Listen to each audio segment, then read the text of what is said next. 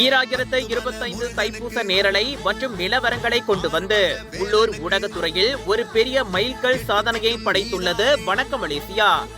ஆம், இவ்வருட தைப்பூச நேரலையில் ஆஸ்திரேலியா, சிங்கப்பூர், இந்தோனேசியா, இலங்கை, இந்தியா, லண்டன், நைஜீரியா, மொரீஷியஸ் உள்ளிட்ட 8 நாடுகளை சேர்ந்த 16 ஆலயங்களின் தைப்பூச நிலவரங்களை நேயர்களுக்காக வணக்கம் மலேசியா கொண்டு வந்தது.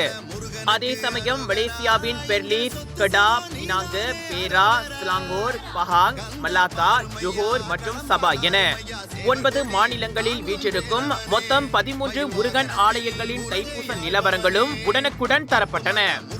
இதற்காக உள்ளூரிலும் வெளியூரிலும் முக்கிய முருகன் திருத்தலங்களை முன்கூட்டியே தொடர்பு கொண்டு நேரலை மற்றும் நிலவரங்களை வழங்குவதற்கு செய்தி தொடர்பாளர்கள் ஏற்பாடு செய்யப்பட்டனர். உள்ளூரிலும் ஒவ்வொரு ஆலயத்திலும் தனிக்குழுக்கள் அமர்த்தப்பட்டு நேரலைகள் செவ்வனே மேற்கொள்ளப்பட்டன. முறையான ஏற்பாடுகளால் நேரலையும் நிலவரங்களும் பார்வையாளர்களை கவரும் வகையில் இருந்தன. பொதுமக்களும் அவற்றை வெகுவாக பாராட்டினர். மலேசியாவில் ஒரு செய்தி ஊடகம் நேரலையில் இவ்வளவு ஆலய நிலவரங்களை கொண்டு வந்திருப்பது இதுவே முதல் முறை.